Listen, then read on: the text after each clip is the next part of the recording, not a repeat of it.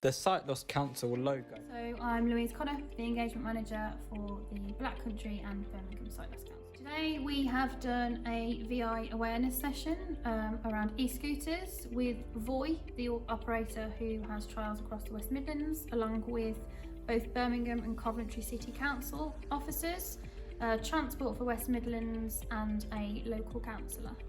They've been finding out the difficulties that the VI community experienced with regards to e-scooters and why we have the asks that we do currently have, and how we can work together collaboratively to move forward in progressing so that those asks become reality. So we've had, as I say, local councillors and officers and Voy themselves go out and have a session with the sim specs to have a look at the difficulties that we have. We had some ride-by on the scooters. We had a look at the difficulties with the incentivised parking zones, along with the flexi approach and why we're asking for them to be mandatory, and just gave them the opportunity to understand why sometimes things may work on paper, don't work in reality. As you can imagine, and most people watching will be able to understand that when you can't see something or you have limited vision, it's really important to be able to hear them.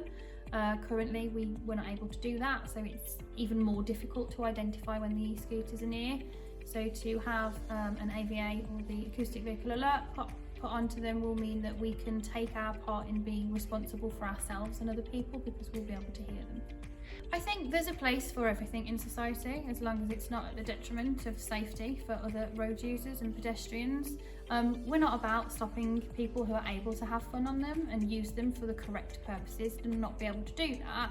But currently it is at the detriment of the safety of other people, and it's important that for it to be able to continue in a way that people want and expect it can continue, that we do get the safety aspects sorted out as soon as possible. So the Streets for All campaign is exactly what it says on the tin. You know, we want to make our streets safe and accessible for all. We're asking for all e-scooters to have an acoustic vehicle alert that is the same across the board, so no matter where you are in the country you can identify the e-scooter. That all e-scooters are parked on the carriageway instead of on the pavement. Better, tighter, more restricted geo-fencing so that it can be identified if the scooters are on the pavement. And a reduction to the speed limit. Events like this are here to educate and raise awareness of different issues that we have. We couldn't do this without the volunteers, the fantastic volunteers that we have on the Sight Loss Councils. And this is just one of many elements that are hazardous or crop up in the lives of visually impaired people within their communities. Having the opportunity to volunteer and advocate for people like yourselves in the city or the suburbs of where you live is really important. To, you know, there are different aspects of being able to socialise with like-minded people, but being able to speak to people that have powers and abilities to make positive change by giving them understanding and insight into the way that you live your life.